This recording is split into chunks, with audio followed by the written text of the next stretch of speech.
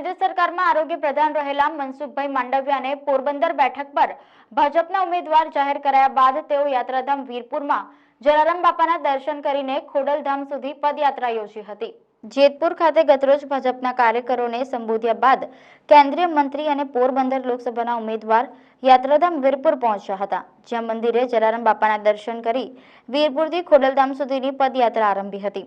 પદયાત્રામાં જેતપુરના ધારાસભ્ય જયેશ રાદડિયા, ધોરાજીના ધારાસભ્ય મહેન્દ્ર પાડલિયા અને રાજકોટના ધારાસભ્ય રમેશ ટીલાડા તેમજ અસંખ્ય કાર્યકરો પદયાત્રામાં ઉમટી પડ્યા હતા।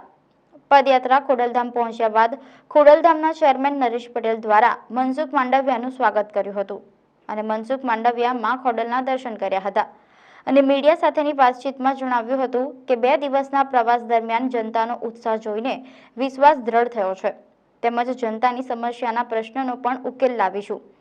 સાથે જ ભાજપ 370+ અને એનડીએ 400+ સાથે મોદીના નેતૃત્વમાં ફરી એકવાર સરકાર બનશે અને આજે જલારામ બાપા અને ખોડલધામ ખાતે માં ખોડિયારના આશીર્વાદ લીધા હતા। કીર્તિ મંદિર મહાત્મા ગાંધીની જન્મસ્થળીની મુલાકાત લઈને મહાત્મા ગાંધીને પુષ્પ અર્પણ કરીને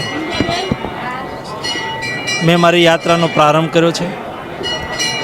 કેટલાય દેવસ્થાનના દર્શન કરતાં સંતોના આશીર્વાદ લેતા હું વીરપુર આવી પહોંચ્યો હતો। વીરપુર જલારામ બાપુની સમાધિ પર માથું ટેકવીને પદયાત્રાના રૂપે ખોડલધામ દર્શન કરવા મોટી સંખ્યામાં કાર્યકર્તાની જનતા સાથે હું આવ્યો।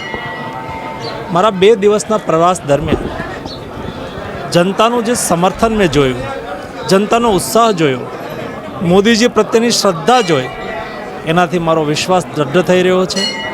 ભારતીય જનતા પાર્ટી 370+ અને એનડીએ 400+થી મોદીજીના નેતૃત્વમાં પુનઃ એકવાર સરકાર બનાવશે।